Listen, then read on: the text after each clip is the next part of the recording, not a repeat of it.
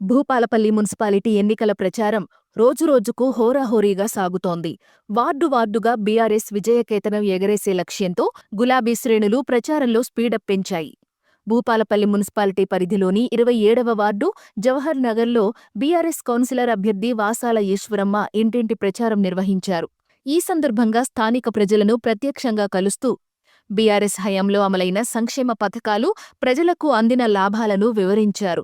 నీటి సరఫరా, రోడ్లు, డ్రైనేజీ, వీధి దీపాలు వంటి మౌలిక వసతులతో పాటు పేదల సంక్షేమానికి బీఆర్ఎస్ ప్రభుత్వం ఎంత ప్రాధాన్యత ఇచ్చిందో ప్రజలకు గుర్తు చేశారు.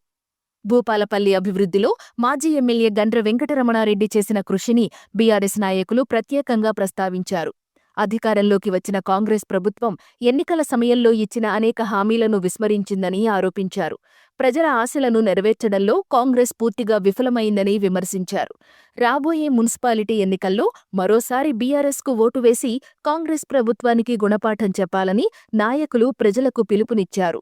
మరి జవహర్ నగర్ కాలనీ 27వ వార్డు అభివృద్ధికత్తే ప్రతి గల్లీ సైడ్ డ్రైన్స్ అయితేనేమి, రోడ్లు అయితేనేమి, ప్రతి ఇంటింటికి ఏ చిన్న అవసరాలు పడ్డా మరి ఆ కాలనీలో ఒకప్పుడు పట్టాలు కూడా లేకుండే మరి రమణారెడ్డి సారు వచ్చి ఆ పట్టాలు కూడా ఇప్పియడం జరిగింది. మరి రమణారెడ్డి సారు సంపాదించుకోవడం కోసమో దానికోసమో దీనికోసమో పనిచేయడు. ప్రతి కార్యకర్తకు ఏ పని పడ్డా కానీ తప్పకుండా నా ఇల్లు అని వచ్చి పనిచేసే వ్యక్తి. పనుల కోసము ఏ కార్యకర్తను కూడా నొప్పియకుండా ఆరే తోసి ఆశి అనకుండా మంచి గౌరవంగా ఇటు రాండి అటు రాండి ఆ చెల్లె అక్క అనే పిలిచే భావన, మరి పనులు చేసే భావన, వాళ్ళు భార్య భర్తలు కూడా తప్పకుండా ప్రజల కోసమే పనిచేసి ప్రజల కోసమే తిరుక్కుంటూ ఈరోజు ఓడిపోతే ఇంట్లో ఉంటారు ఒక్కొక్కరు.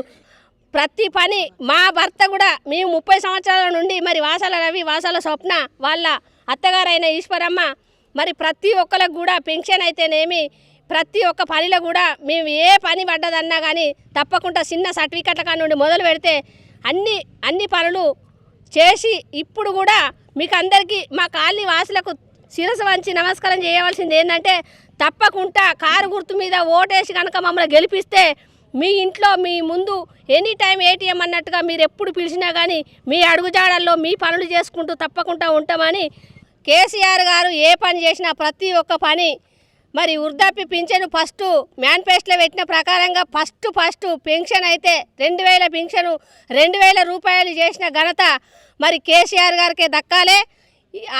ఆ రోజుల్లో కేసీఆర్ గారు చేసినప్పుడు అది వరకు మీ అత్త మా దగ్గర ఉన్నదంటే మా అత్తని మేమే చదువుకుంటాం, ఆ ముసలిదాంతో పెద్ద రామాయణం నాకు పెద్ద కథ, ఈ ముసలిది అద్దు నాకు మీరే చదువురు అని అన్నదమ్ములు మరి లొల్లి పెట్టుకునే పరిస్థితి ఏర్పడ్డదప్పుడు.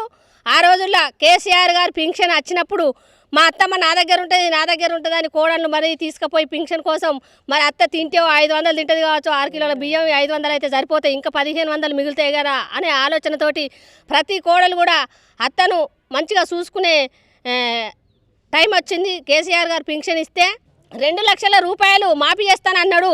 ఎవరికో 2-3 అయినాయి తప్పితే అందరికీ ఆ 2 లక్షలు అనేది మాఫీ కూడా లేదు. మాఫీ అనే పేరుతోటే ఆ 2 లక్షల పైన ఉంటే మీరే కట్టుకొని ఈ 2 లక్షలు మాఫీ చేస్తామనే ముచ్చట చెప్పిండు, కానీ అవన్నీ దొంగ ముచ్చట్లే.